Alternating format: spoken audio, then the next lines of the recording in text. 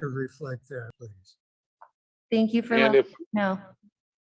and for Brassfield, on page 4, just above the half page, it starts with Commissioner Brassfield, but I was suggesting that it would be nice if we could suggest in the ordinance that the people applying would indicate that they've an effort to have parking spaces of, if you would, mine them or save them, so because it is a finite resource. I have several comments. I'm sorry, Commissioner Brassfield, your edit is to what page? For Page 4, just above the half page. it's packet page 8. Yeah, packet page 8, but page 4 of the agenda. So it currently reads, Commissioner Brassfield added that the city encourages maintaining parking because it is a finite resource. How do you want that amended?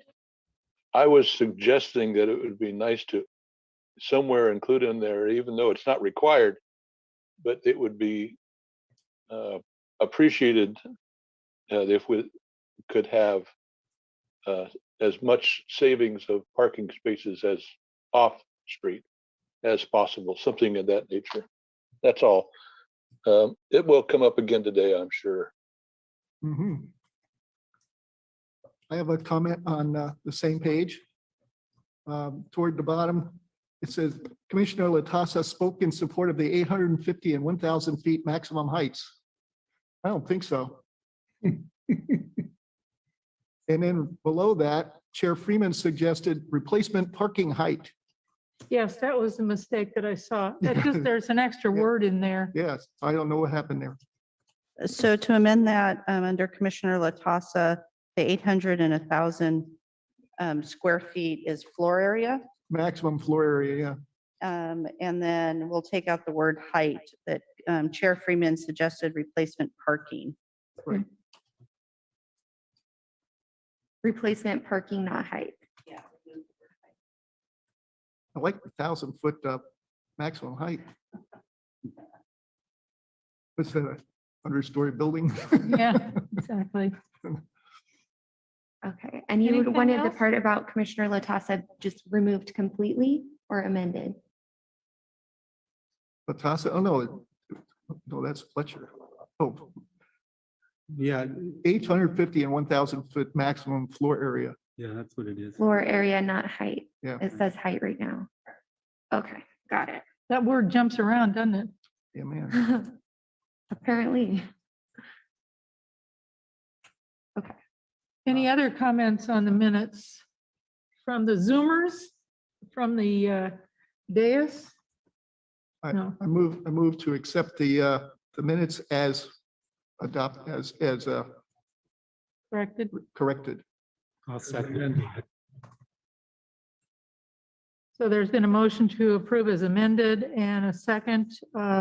Any discussion of the motion? All right, with that being said, call for a vote. Jennifer, you want to call the roll? we have Chair Freeman, Yes. Vice Chair Reed, Yes. Commissioner Brassfield, Yes, Commissioner Dawson, Was that me? Mhm. Yes. Commissioner Fletcher, Yes. and Commissioner Milich is Abstain. No, I'm not absent, I abstain. yeah, abstaining. Commissioner Latassa is absent. So apologies if I misspoke. So these minutes passed as amended with a total of 5 votes. All right. Moving on to public comment. Now is the time for public comments that are not on the agenda. I noticed in reading through the public comments that came in, 3 a little bit earlier and 1 just now, that they all had to do with the regular agenda item. So I don't see any that came in that are not on the agenda. Is there anybody in the audience who'd like to say something about something not on the agenda?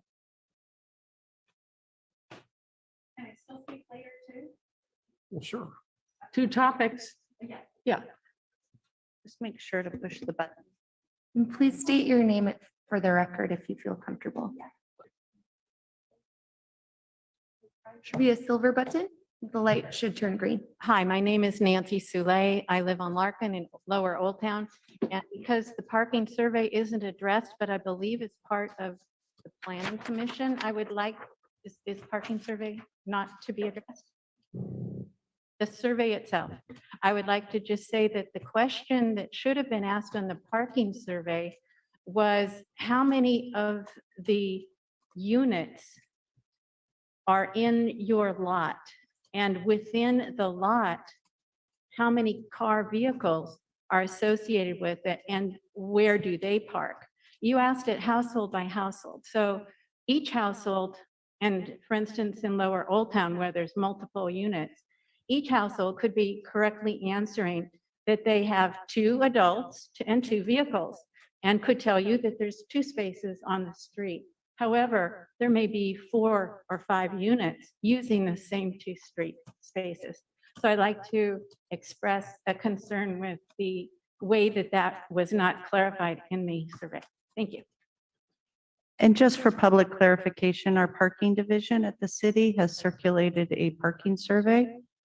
So out to residents, so. But not to all residences.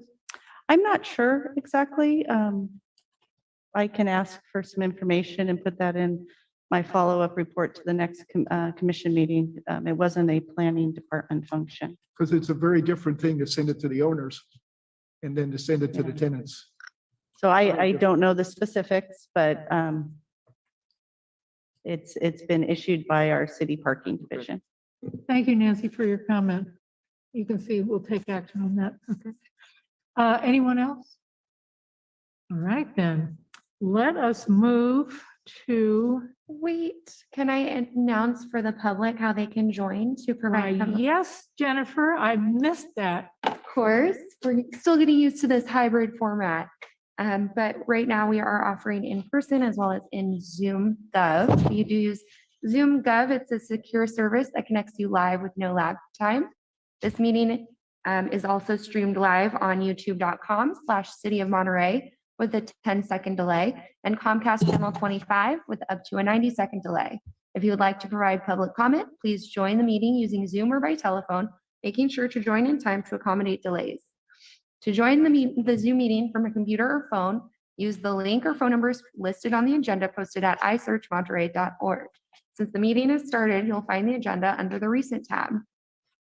To join by telephone, dial 833-568-8864. This is a toll-free number. Once again, 833-568-8864. Then enter the webinar ID. If this number does not work for you, there are more listed on the meeting agenda, again, posted at isearchmonterey.org. The webinar ID for this meeting is 161-990-8039. I repeat, 161-990-8039. If prompted for a participant ID, press pound. Details, instructions for using Zoom are available at monterey.org/public meetings. To provide public comment, once you are in Zoom, use the raise your hand button in Zoom at the bottom of the screen. If you are providing public comment by phone, dial *9 to raise your hand, then *6 to unmute when called upon. Public commenters calling in by phone will be announced using the last 3 phone number digits or the name typed into Zoom. Public commenters will be muted until it is their turn to speak. Please turn off TV or computer speakers or go to another room while connected by phone, as background noise interferes with the broadcast. Finally, public speakers will be called upon in order of hands raised. The chair has designated a 3-minute time limit for today's meeting. Please stay within that limit. Jennifer, I have a question. I don't see on here, and I don't recall having to click the button that shows that the Zoom is being recorded. Oh, very good catch. Thank you for Recording in progress. the reminder. And we do have it already posting to Zoom right now, so we do have a recording. This is just for us to have a local secondary copy of the video as well. Thank you for the reminder.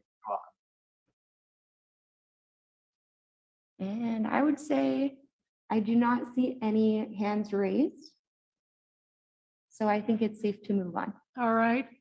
Well, moving on, our first and only public agenda item is to consider recommending an ordinance to the city council, amending chapter 38 of the City of Monterey Code related to accessory dwelling units.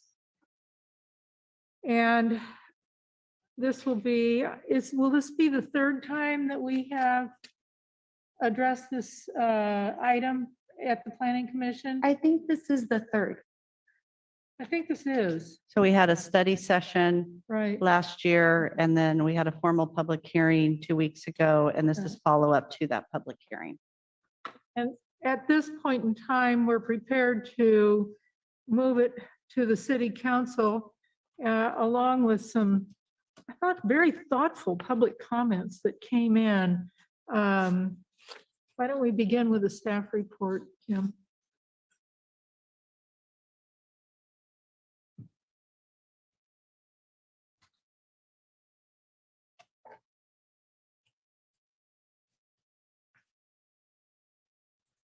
Can everybody see my screen? Mhm. As- Yes. Okay, thank you. Thank you, Chair Freeman and Commissioners. As the Chair introduced, this afternoon, you're considering a recommendation on an ordinance to the City Council to amend our municipal code regarding accessory dwelling units and junior accessory dwelling units. At the last meeting, I provided a comprehensive presentation on the state law and the background and sort of efforts to date. And this afternoon, I'm going to focus on those items that you discussed at the last meeting, as well as the public comment received. And so, as I mentioned, you're considering a recommendation this afternoon to the City Council. All ordinances are required to be approved by them. So as mentioned, in terms of background, you considered this just a couple weeks ago, and you requested some changes to the proposed ordinance as well as some clarifications. And the ordinance modifications, there were really 4 that you wanted us to explore. And just the first one is involving height. The state law establishes a height allowance, if you will, of 16 feet for accessory dwelling units. And one of the questions that are posed to local agencies, or that we can pose, is should we allow that height to be increased in certain zoning districts to promote additional housing? Should we allow additional flexibility? The original draft that was submitted to you recommended 20 feet, and the commission, at least some commissioners expressed interest in possibly allowing 25 feet. So the draft ordinance in front of you includes 25 feet for only units in the R3 multifamily zoning district. It is not the single family zoning district. And I think that's an important clarification based on public comment received. The second item was regarding parking, and just a brief recap on parking. The city cannot require parking for replacement parking for accessory dwelling units that occupy a garage. You have to allow that conversion. However, if a junior accessory dwelling unit proposes to locate in a garage, you can propose or require replacement parking. And the original draft that you looked at, and I thought we had good discussion, was we said we think that replacement parking should be required for JADUs. And the question was posed to me at the last meeting, well, what do you mean by replacement parking? And my thought at the time was that would be a 9x18 space behind the front yard setbacks. And, if it was a covered parking space, you would build a new garage. And there was interest expressed to allow that replacement parking to occur in the existing driveway. So it would still have to be off the street, but in the existing driveway. And that's what, in fact, the proposed ordinance now includes. There was a very good public comment regarding water meters. And so the original draft included that a separate water meter would be required for the units. As you know, our region were unable to set new water meters due to the cease and desist order. So we can sub-meter off of the existing meter sort of behind the property line. So you can have a separate accounting, but it's all got to be within the water credits on the site.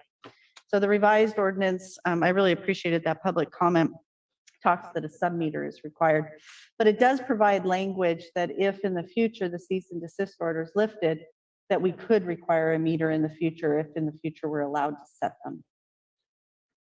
There was a lot of discussion at the last meeting about historic structures. And, you know, as we found out through this process, and this is a big change for our community, we have to allow accessory dwelling units and junior accessory dwelling units in historic buildings. If somebody wants to do that, they can use the state law and propose it. But we can create objective design standards, and the draft ordinance does include those. So for example, that if it's a new freestanding ADU, it's located behind the historic structure, and that it have a different set of materials than the main house or the main building. And that's really following the Secretary of Interior standards that you're not supposed to create, if you will, fake history. So there was a question about the entrances, and I forget, maybe it was Commissioner Dawson brought up this question. It's like, well, because ADU and JADUs are required to have separate entrances under state law, that if that happened on the front of the building, you know, that's probably not where we want to see that change. So the objective design standard included in the revised ordinance says that that entrance will have to be at the back or the side of the building. So it's not on that front face facing the main street. So those are the changes that are embedded in this revised ordinance. There was also, there were some questions. So one of the interesting parts of the state law is that after 2025, cities can require owner occupancy, which isn't the case today. And the question is, well, can we, as we approve these, can we require in 2025 that they're, you know, partially owner occupied? And our legal counsel gave us the following law requirement: a local agency shall not impose an owner occupancy requirement on any accessory dwelling unit permitted between January 1, 2020 to January 1, 2025. And so the operative word is that occupancy cannot be applied, so it can't be retroactive. In 2025, as that approaches, we can look to amend our ordinance to have that requirement. So to be clear, if somebody has built an ADU or a JDU and there's two renters on the property, and suddenly the date changes to January the 2nd, 2025, the city can't go back to the owner and say, you've got to go and occupy the site. And I'm going to ask Erin, our legal counsel, to respond to that. If I know she's online, are you able to respond? So the question is, if the units were permitted between 2021 and 2025, and then come 2025, whether or not you could impose an owner occupancy, is that correct? I believe that's the question. Okay, then no, you cannot impose owner occupancy on the units that were permitted during that time. So it just is a new beginning on January the 2nd, 2025, and everything that went before is still okay. Correct. Okay. It would say grandfathered in probably. What if the tenant of the ADU changes? Wouldn't that change that requirement? No. Oh, go ahead, Erin, please. Thank you. I was just going to say no, because the threshold is when the unit was permitted, not when it was occupied. Okay. Okay. So that's forever then. Yeah, the units built in the next 5 years will not have an owner occupancy requirement. Now, wouldn't that change if the state legislature changed the law saying that you could implement it going back? That would be something different. Yes. I would imagine so, but I think the state law would have to change. So what is the size of an efficiency unit? And there was a question about efficiency kitchens, and I actually got this slightly wrong in my staff report. So an efficiency unit is 220 square feet. And then they have to have an efficiency kitchen. And it's been interesting because the state law actually changed on efficiency kitchens. So the required for a JADU, and that's really comes up with the efficiency condition. It has to have a cooking facility with appliances and a food preparation counter and storage cabinets that are of reasonable size in relation to the size of the junior accessory dwelling unit. And the old code that this amended actually required a sink. And it's no longer required specifically in the definition of an efficiency kitchen. Doesn't make a lot of common sense to me, but that's what the new law reads. And it doesn't require a refrigerator. Yeah, a cooking facility with appliances. So Okay. I guess you could bring in fresh food and cook it up and eat it. And not refrigerate it. Or do what you do in New York, call it out. And then this is actually sort of a change from what I thought. You know, that we've been struggling with, well, how do Mills Act contracts? Because we know apply, because we have a lot of historic properties with Mills Act contracts, and that's a contract between the city of Monterey and the property owner for a reduction in property taxes in exchange for maintaining the historic building. And so it's also enabled under state law. And so what's interesting is if you have a property with the Mills Act, the city can't stop them from installing an accessory dwelling unit or junior accessory dwelling unit. They could go to the building department, comply with those objective standards and obtain that.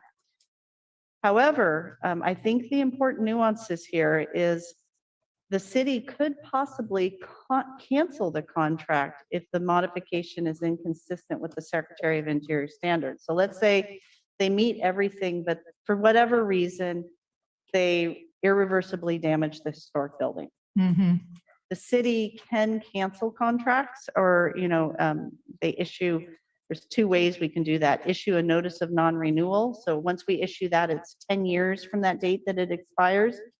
Or if they've actually, and I hope I use the right term, well, I'll use the word breach or violate the condition, the conditions, we can immediately cancel the contract, although that comes with cancellation fees that are substantial. I have a question. I mean, what would trigger that? How would you know something's going to be damaged until it's damaged? Well, I think what, you know, this is going to be a nuance. What I'm going to probably ask our building department to do is that if we have a historically designated property that's obtaining, you know, that's proposing an ADU, that they give the planning office a call. So we have the opportunity to look at the plans and at least have that conversation with the property owner. We're not going to be able to stop the ADU from going forward, but if we think they're doing something that's really in violation, we can bring that up as an issue and just say it may jeopardize your Mills Act contract.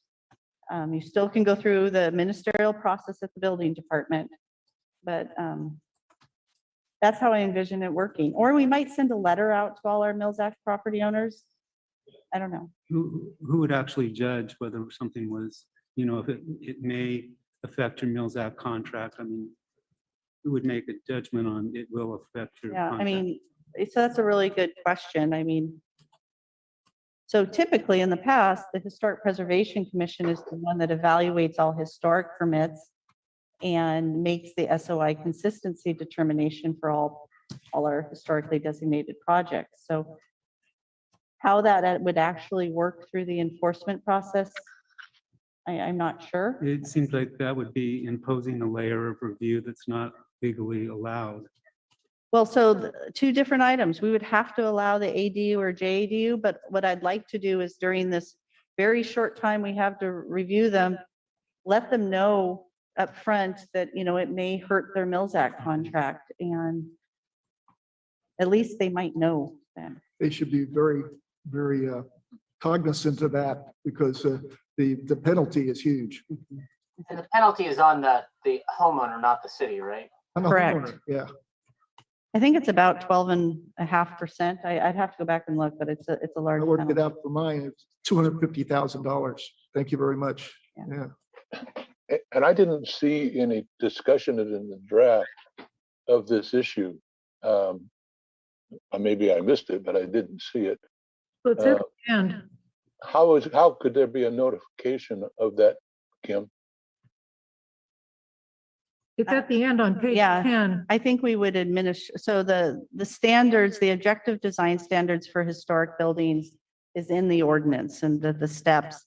As far as the notification about a possible conflict with the Mills Act contract, I think that may happen one of two ways. We might send letters to all historic property owners, letting them with Mills Act contracts to let them know, well, they have the ability to put JADUs and ADUs in their house, that it may jeopardize their Mills Act contract before they go down that path to Yeah. hopefully talk to us.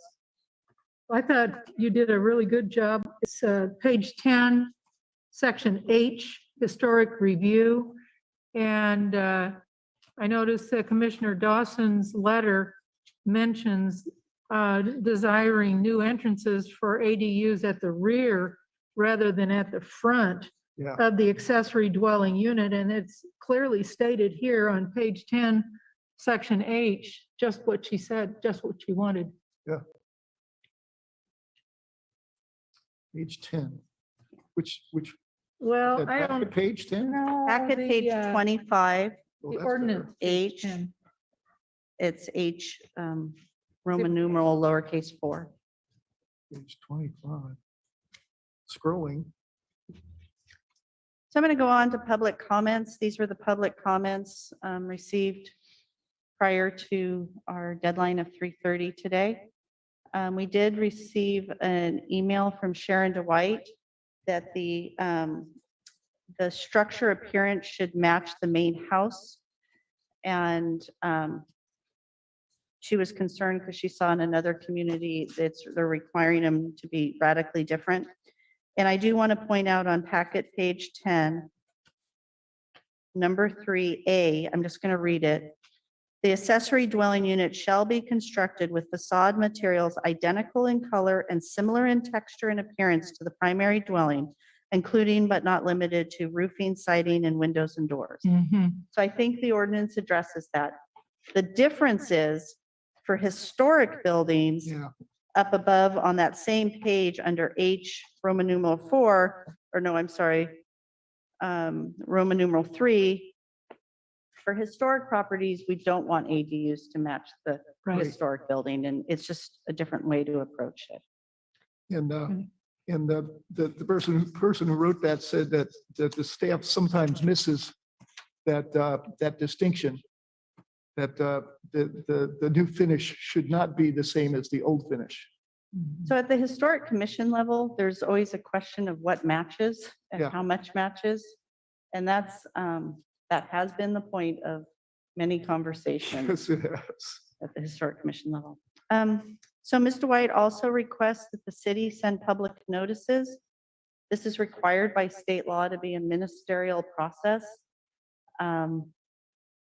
And there's really no benefit to sending public notices, at least in my opinion, because it doesn't change the outcome. Right. The ADU has to be allowed. If we did adopt this, it would also have, increased staffing requirements, but the outcome doesn't change. And So there's no appeal. there's no appeal. It has to be a building permit issued. Okay. And so for no other building permits is noticing, we don't notice for building permits, we notice for use permits and architectural review and discretionary permits where there can affect the change. But to her point, it would be a courtesy. Nancy Soule, I think she's here this afternoon. Good to see you, Nancy, and sure she'll talk more.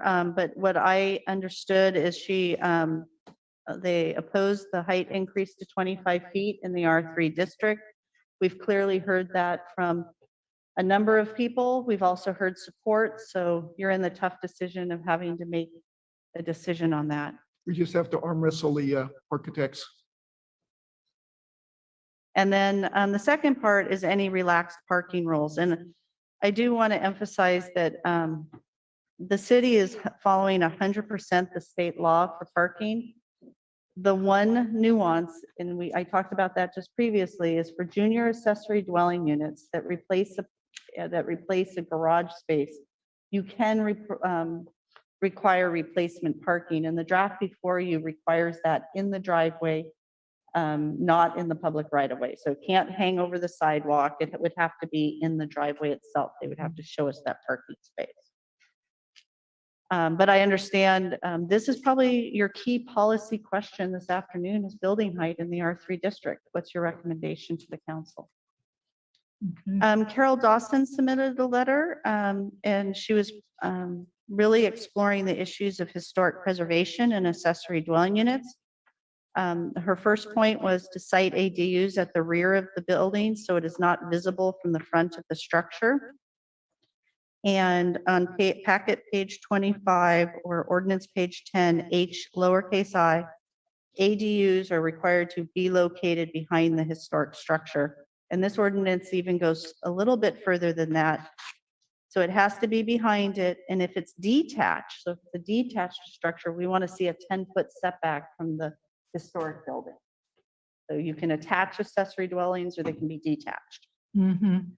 So I think we've addressed that. Kim, question, if it's mandatory, we allow it, and the site doesn't have that extra 10 foot, do we run into trouble? Well, they would have the option to attach it then to the historic building. And Kim, these are if they want to maintain the historic nature of the building, right? So no, it's for any property zoned H1 or H2, they have to meet 4 design criteria. But what happens if it's, let's say that there's a detached garage that they want to convert into that's next to, that they would have by right the ability to convert that, and it's not behind, it's not, I mean, how does that work with it? Or let's say it's an attached garage, how do you, I mean, do you just leave the garage door on and then convert behind it, and so it doesn't really have the impact? It just seems like there's way more questions and possible scenarios that we could possibly we've actually covered. So clearly for new construction, if it's, and it does say, if detached new construction, the accessory dwelling unit shall be located 10 feet behind the rear of the main structure. And I don't know, we may need to say if attached new construction, that shall be located at the rear. I still think, and I may ask Aaron to clarify because I could be wrong, they're still going to have the right to convert an existing garage or within the existing building for the accessory dwelling unit. But Aaron, maybe I have that wrong. No, they would still, because there's this whole, there's a group of ADUs that are exempt from any additional design standards, and an ADU in an existing space would fall under that exemption. So a existing garage would be exempt from this requirement. Thank you. I would suggest that if we require different material for an ADU and we attach it, how is that going to work out?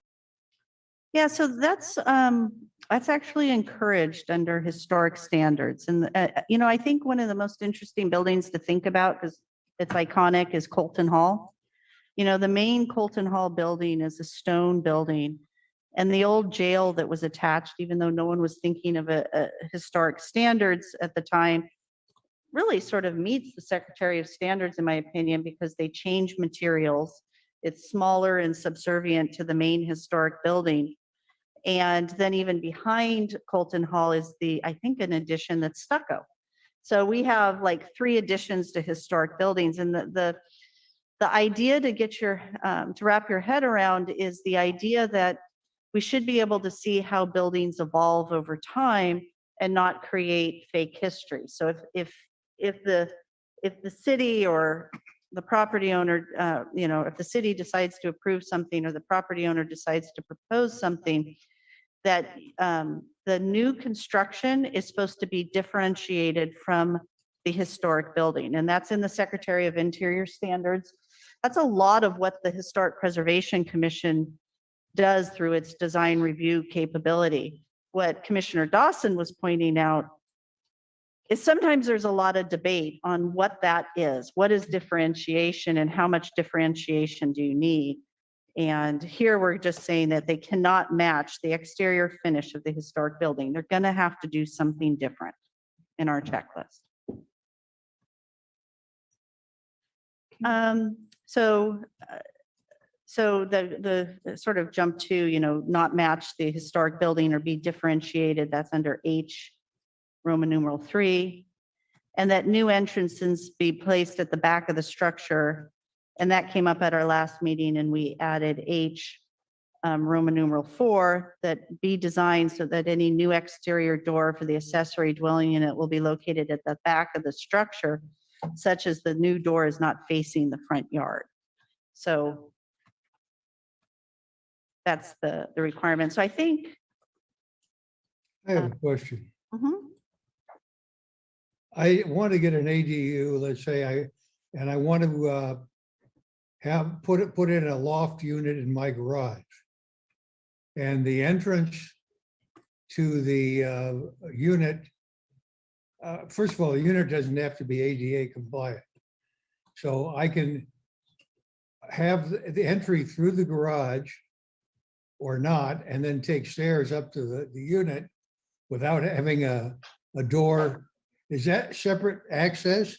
Would that satisfy, or do I have to now go and put in a door that I will never use in the back because I'm going to go into my unit by opening the garage door with my garage door holder? And then I'm going to park my car in there next to the owner's car, and I'm going to use the stairs to go up to my unit. So Is that covered? So first of all, the rear entrance requirement will only apply to historic structures. So for other ADUs that are not an H1 or H2 property, you could have the entrance, at the front or the sides of the building, and that would qualify. Now, your nuanced question is, so under current law at 16 feet, you can't get a second-story ADU above a garage. That's the policy question. So in the limited circumstances in the proposed ordinance in the R3 district, where we're increasing the height to 25 feet, you have to have a separate entrance to the accessory Okay. dwelling unit, but you're asking, and I think it says exterior entrance, so I don't think it would qualify to have it go through the garage and up. You'd have to have a staircase coming down outside the building for that exterior entrance to the ADU. Okay. So in any event, the situation I posed is not one that will happen because you're not allowed to have over a 16-foot high building in an R1. In an R1, it's not going to happen. In the Okay. proposed Okay. ordinance in the R3 district, Thank you, Kim. I have a couple of questions. On the Exhibit A, page 2, an accessory dwelling unit may consist of an efficiency unit as defined in the Health and Safety Code, or a manufactured home as also defined in the Health and Safety Code. I have some neighbors who have Airstreams in their driveways. The Airstreams are hooked up, they are plugged in. There seems to be a hose running into them. Is that a manufactured home? I don't believe so, but Erin, do you have any insights on manufactured homes? I don't think that would count either, but I'm going to pull up the definition now so I have a more accurate answer. I will say we actually go out and enforce against, we have code compliance, go out where people are living in our RVs and That's not, our current code, municipal code doesn't allow people to stay overnight in RVs. Like they run electricity to them or. Exactly. My other question is, lot coverage may not be as tight in Monterey as it is, say, in Carmel, where, you know, you can only cover 45% or 35% of any given lot. And I'm confused about this one, because it seems like if you have a city ordinance on so much lot coverage, now you have an ADU that doesn't require any, somebody could just go fill up the lot, except for the 4 feet setback. So remember the ADUs have a floor area limitation. Yeah. Of 800 and I think 1,000 square feet, Yeah. 800 for single and 1,000 above that. And so that's really the controlling factor, if you will, because right now all cities, you know, you don't look anymore at floor area for 800 and 1,000 square foot ADUs. It's not considered a violation. So the property can be at the maximum, but these have been carved out to be, you can basically put these on the site. So what percentage of the site is covered with structures could be quite a bit. And there's nothing that I'm aware of that we can do in that arena, because that 800 and 1,000. So FAR is out the window then? If it's 800 and 1,000 square feet, we have to just look at that and just say that, well, that's exempt. You know, that's that 800 and 1,000 square feet. We don't look at that anymore. Oh, my goodness. Okay. That's For a a- problem for a lot of R1 people. Yeah. I mean, if you look at the state laws coming down for affecting potentially R1 properties, they are radically different than probably all of our previous experiences. And there's- Any other questions? I for do want to Tim? point out, we Yeah. got a letter at 5 minutes, just a few minutes before 4 o'clock. We've put it at people's desks. So we received a letter from Stamp Erickson Law. Technically, our cutoff time is 3:30. We haven't spent a lot of time going through all of this, obviously. I did talk to Ms. Erickson earlier today about her concerns. And so I don't really know how to deal with this letter. If you want to take a break for a few minutes and read it. Or if you want to go forward and it can be handled at the city council level now that we have this, or how you want to approach this. What do you think? I think we should stick to the rules that we have. Okay. Well, I think part of it is, part of the letter is just using defined terms as defined terms.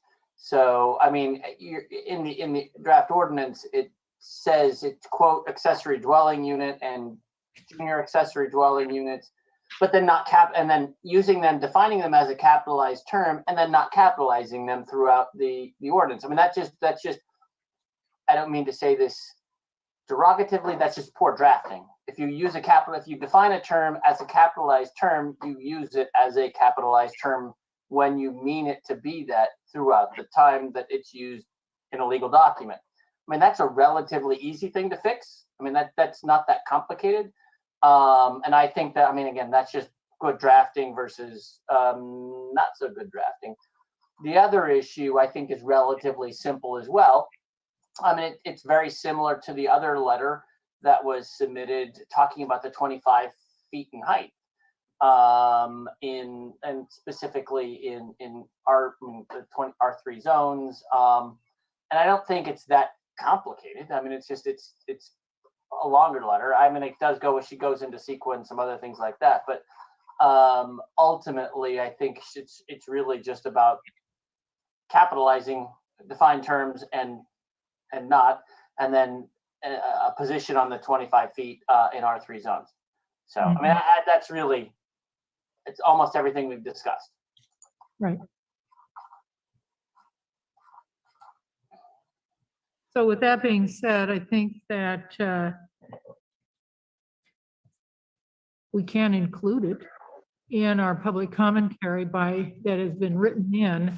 And we're going to be discussing the 25 feet anyway. My own view is that if there's somebody here in person who wants to make a public comment, they should be allowed to do so when the staff presentation is finished.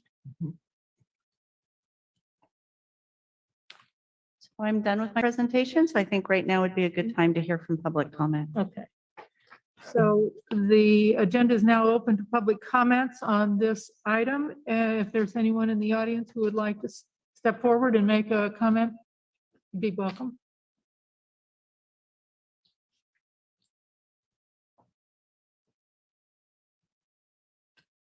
I'm Nancy Soule again. I live on Larkin in Lower Old Town. I'd like to express my concern with raising the height of the ADUs to 25 feet and to relaxing the parking rules. I feel that the city should keep to the height required by the state and only allow additions to height on a limited exception basis. That would allow you to see if the design negatively impacts other existing structures, such as obliterating a neighbor's view, having a design where windows allow no privacy to existing neighbors, etc. By making height increases only allowable by exception, these issues could be addressed. This is particularly important since the side setbacks are only 4 feet from the property line. Similarly, while parking in a driveway may not impact some sites, in others it could be hazardous, since in the R3 multifamily zones, such as Lower Old Town, the back of the lot is sometimes a narrow alley, and it can be necessary to swing wide or sometimes slightly into the neighbor driveway in order to make a sharp turn into existing garages.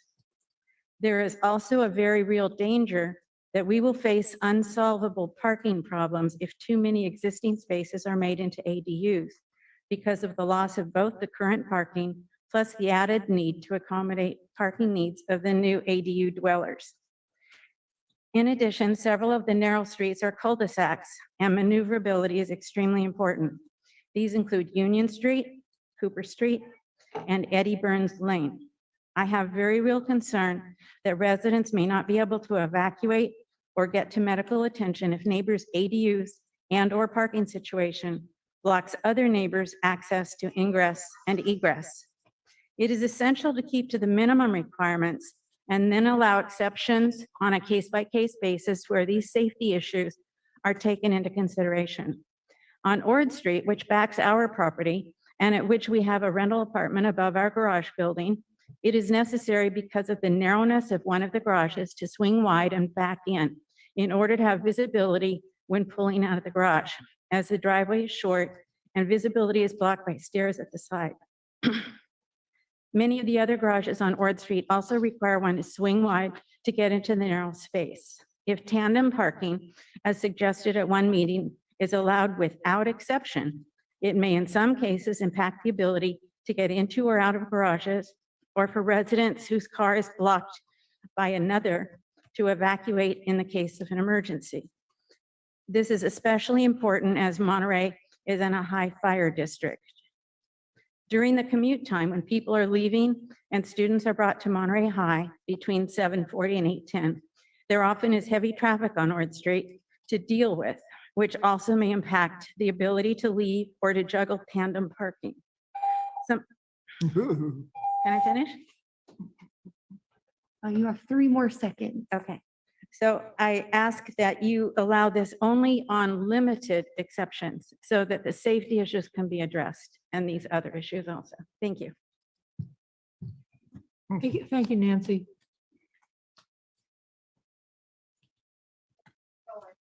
Jennifer, do you think there may be some others? Yeah. No hands up. I do not currently see any hands up right now, nor do we have any attendees from the public, but I will announce how to join just in case somebody is watching and wants to call in. We do encourage members of the public to join our meetings via Zoom Gov, the secure service connecting you live with no lag time. To join the Zoom meeting from a computer or phone, use the link or phone numbers listed on the agenda posted at isearchmonterey.org. To join by telephone, dial 833-568-8864. This is a toll-free number. Once again, 833-568-8864. Then enter the webinar ID, which is 161-990-8039. Once again, 161-990-8039. To provide public comment, use the raise your hand button in Zoom at the bottom of the screen. If you are providing public comment by phone, dial *9 to raise your hand, then *6 to unmute when called upon. Public commenters calling in by phone will be announced using the last 3 phone number digits or the name typed into Zoom. And I am still not seeing any hands raised, so I do think it is safe to move on. Right, well, then we'll close public comment on this issue and move to commissioner comments. And I think highlighting the 2 issues that Kim pointed out, the height requirement and the parking for the JADUs. Yeah, so I have a question, Chair. Is it possible to set the standard at the minimum standard? So they have a minimum standard. And then we say, so that's, you have this by right. But if you want to do something else, for example, in R3 zones, go up to 25 feet, you have to go through a design review process. So you don't have to do that, meaning that you can, in any zone, you can do a 16-foot or a 16-foot high ADU. We're not changing that. That is your right to do that. But if you want to go higher, there is another set of standards that you actually have to follow. Can we do that? Is that something that can be implemented? And I don't think that has actually ever been discussed in any of the meetings. We have always been, you can do, there's a right, but not right plus. So, and that's the question I have. Right. The way I read it is that the proposed ordinance sets 16 feet for 1-story and single-family residence areas and 25 feet for R3 zones. And what you're saying is we could go 16 feet, and then if somebody wants 25, they need to come and ask for it. Correct. And I'm just asking the question to the legal expert. Can we do that? Or, I mean, is that something that is not allowed? And so You're thinking there. That would be limited to the R3 zone. you could almost limit it. You could set it for anything, but yeah, I mean, that's ideally, we just limit it to the R3. Yes. Oops. I froze. Okay, yes, that would be allowed. Is that something that we could write into the ordinance right now? I think that's something you could provide direction. Okay. I think you could provide direction and we could, like, you make that a proposed amendment and in your motion and second, and then we could bring that forward to the city council. I think it solves the problem of 2 of the speakers today. So that makes sense to me. I like that idea. Yeah. So the idea is to amend the ordinance to set the standard at 16 feet in height. And if in the R3 zone only, an owner wants to go higher, 25, they would need to apply to the planning department, the planning commission, the architectural review committee. Who would they apply to? It's probably as specified by the ordinance, right? So what type of permit it is. So I would say any new structure over that it could easily go to architectural review and we would do the view analysis and it would, story polls and do that type of review. I think that's probably where it's most appropriate that an architectural review permit shall be required if the building exceeds 16 feet. But only on the height issue. Right. That's not, we haven't discussed parking yet. No, but it also addresses the fact that, not all apartment buildings are created equal and not all streets are, 20 feet wide. So that anything that went over the 16 feet would have to be noticed and discussed and reviewed. Cannot, as I understand it. Say again? We cannot, as I understand it. No, I think we can, right? I think that's what the direction we just received is that if we are setting it by right at 16, so by right you have 16, you can go up to 16 feet. If you want above 16 feet, meaning up to 25 feet in R3 zones, you don't have that right. So you have a right at 16, you don't have a right at 25. If you want to do 25, not by right, then you need to go through a process to get it approved via design review, which I like the Architectural Review Committee approval. Those are the kind of things that I would want. That's the goal is to, there's 25 feet, not by right in R3 zones, but they go through design review. And if you can do a 25-foot, again, you were treating apples at that point in time, we were treating ADUs like ADUs like anything else. You don't have the right at 16. I mean, you have the right at 16, but you don't have the right at 25. And I think that's okay. I think we will allow it, but I think it has to go through design review. And I think that the direction that we've received that we can do that.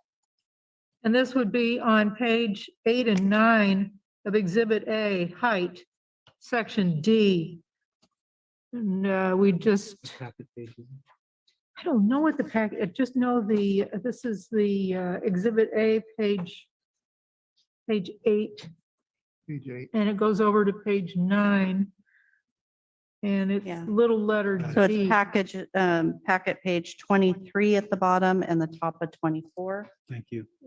Yeah, love those packet pages.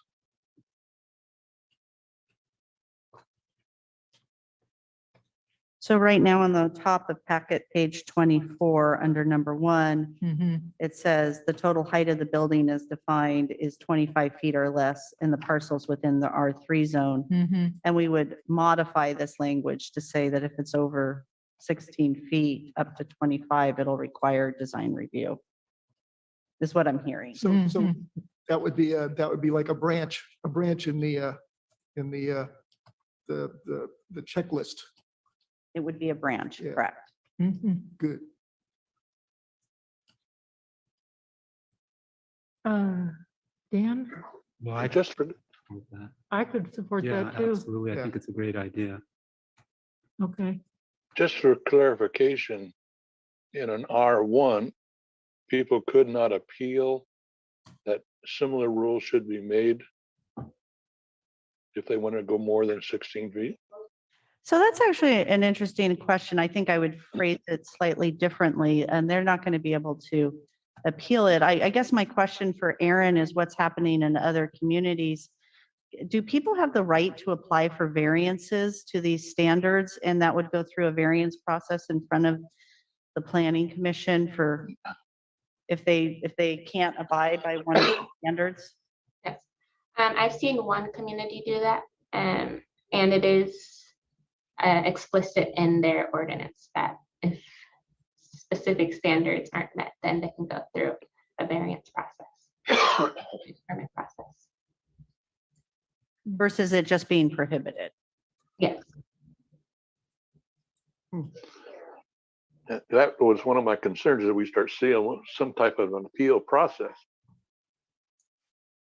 So you have to remember variances are subject to fairly strict findings, and they have to be based on, under state law, the site conditions, unusual you're very familiar with that, but those findings are a fairly high bar.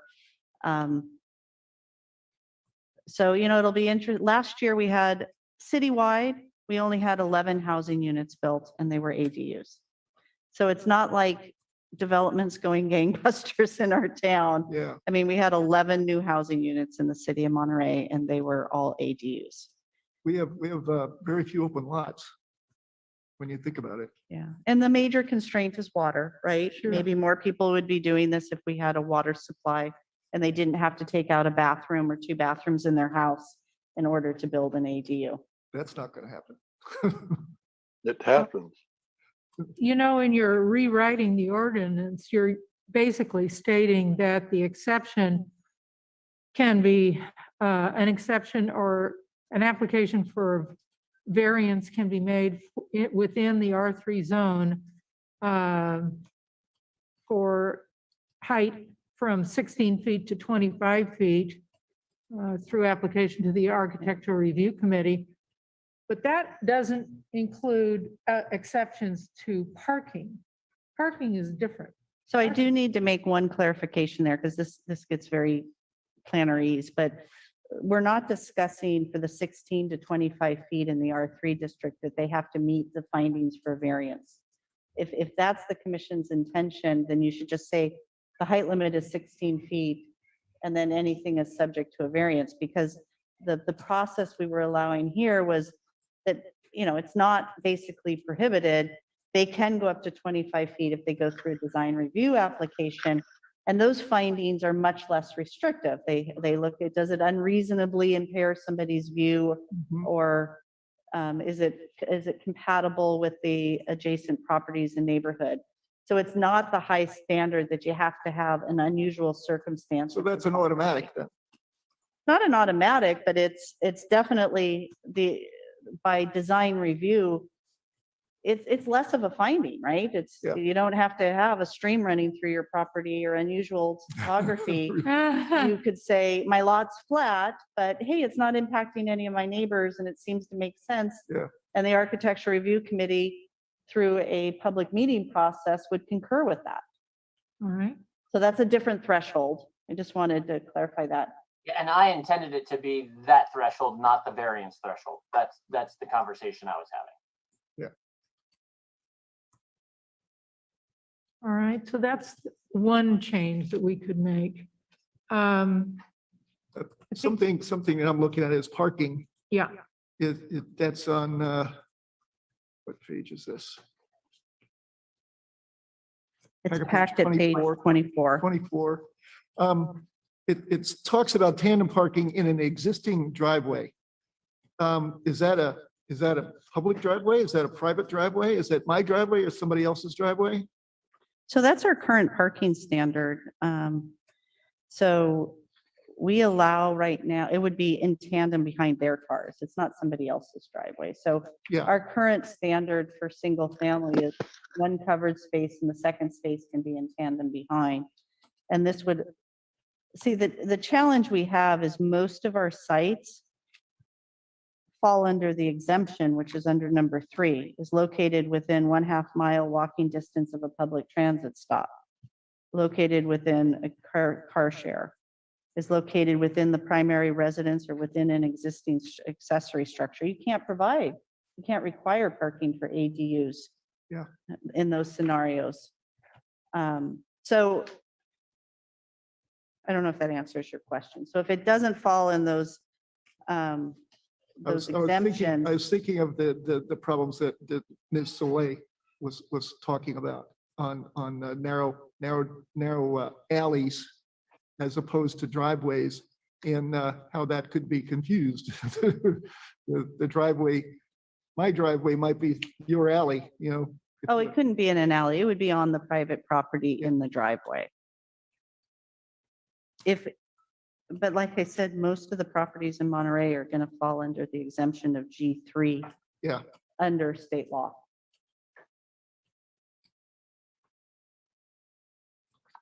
what page are we looking at on the parking again? 9, Page 9, okay. back at page 24. Actually, it's 2-4.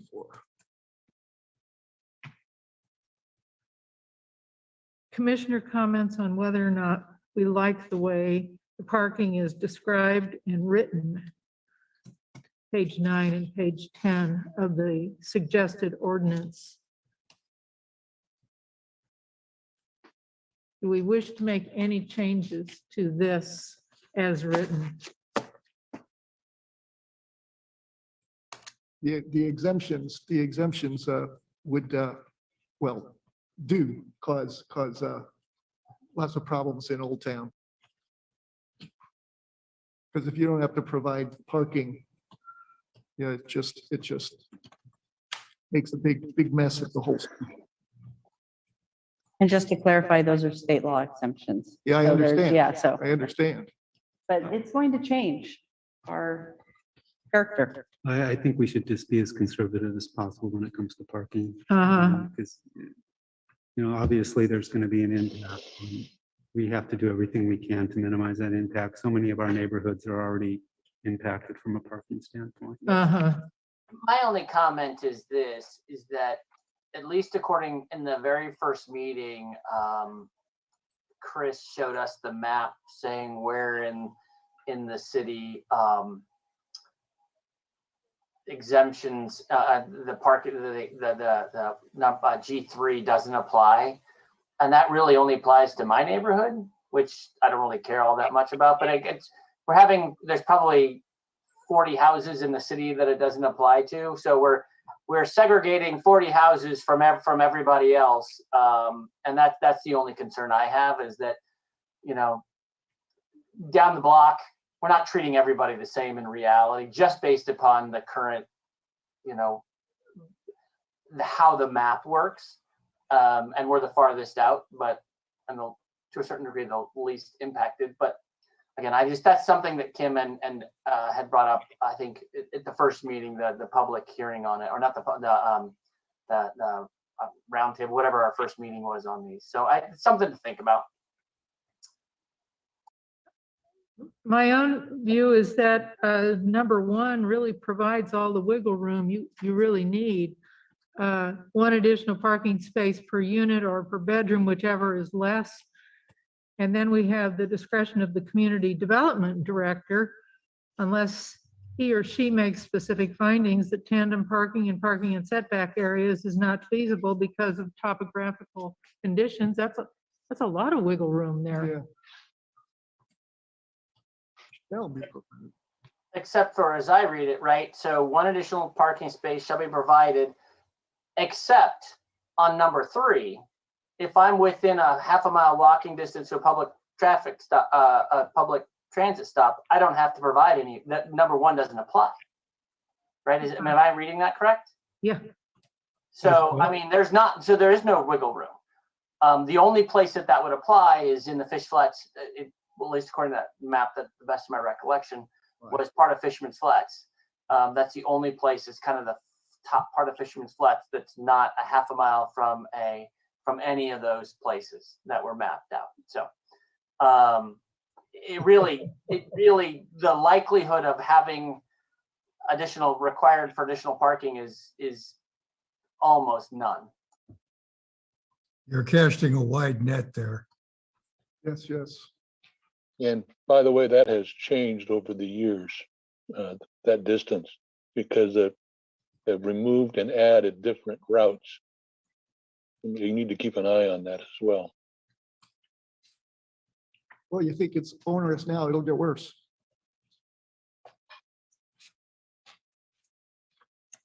Okay. Other comments? I think we've heard from everybody. I feel you thinking over here, Dan. Sandy, I have another question. Yeah. There's during discussion in the materials on the ordinance, it talks about 700, and I think it's 750 square feet and fees. And then we show up a house an ADU that can be built at 850 square feet. How does that work out? It is an excellent question. 750 square foot house. And that actually is in the state law. The development impact fees in our city doesn't really charge any. It's through the sewer district and through TAMC and the school district. Those fees only kick in at 750 square feet. So if someone builds an accessory dwelling unit less than that, that agency can't charge fees. And so I know TAMC some time ago changed their ordinance to be consistent with this. I haven't checked with the school district or our sewer district, but those are the agencies where the unit's going to have to be over 750 square feet for them to collect fees on those units. Yeah, I just wanted the public to be aware that they can be high in some areas, but I just think we needed to have that discussion because that's another one of those mines. Cow pies. Would that be a landmine? Correct. We, Yeah. To kind of go off. Hmm. Thank you. Jumping Johnny. Anything else? So I would move that we recommend to City Council to adopt an ordinance amending Chapter 38 of the City of Monterey Code related to accessory dwelling units as submitted on the findings that were submitted, except for that we recommend that R3 is by right at 16 feet in height, with design review for anything above Yeah. 16 feet to a maximum of 25 feet. Yeah. Second. That sounds reasonable. Did you get that, Jennifer? I actually did. Good. First try.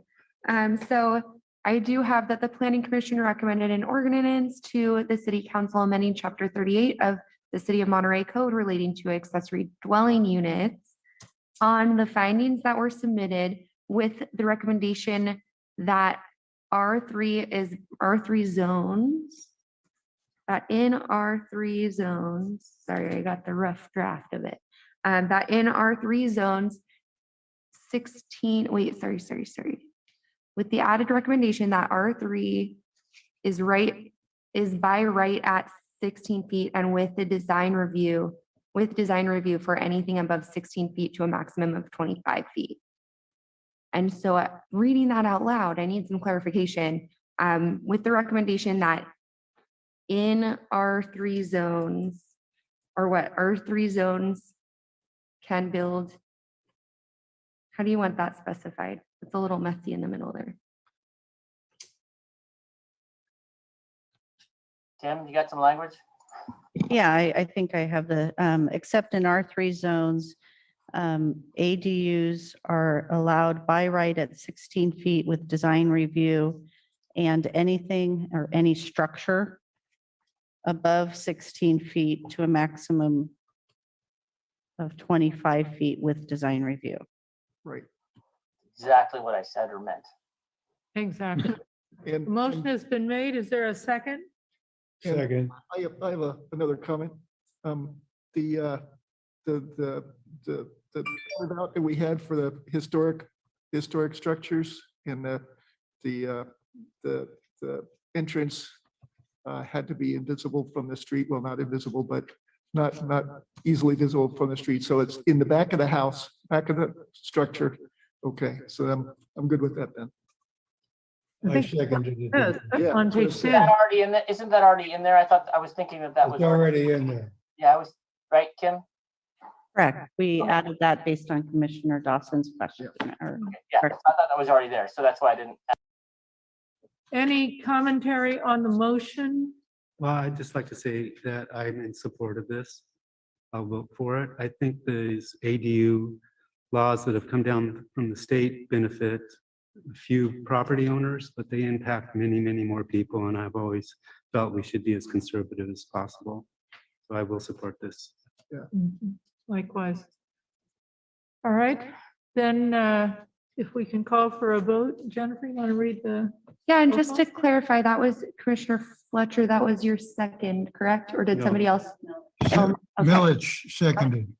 Thank you. I think I was typing when you did that. Okay, and for the vote, Chair Freeman, Yes. Vice Chair Reed, Yes. Commissioner Brassfield, Yes. Commissioner Dawson, Yes, Commissioner Fletcher, Yes. Commissioner Latassa is absent, and Commissioner Milledge. Yes. Great, and that motion passes, that motion carries with 6 votes. Motion carries, and the resolution can be appealed to the city council within 10 days. It's actually automatically going to city council as the Oh, ordinance, okay. so. Oh, it There has you to go. go. You don't have to worry about that. Thank you, everybody. I have to say, I'm so impressed by the quality of the public comment that has come in on these serious issues, because, I mean, they have added to the value of what we have discussed and proposed. Yep.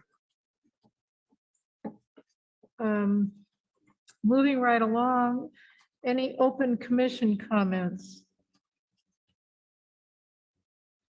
Okay. When can we get rid of the masks? Not anytime soon, it Oh, sounds like. I am gonna look for, and I'm gonna send it to either Kim or Jennifer. There is a new book out called Backdoor Revolution.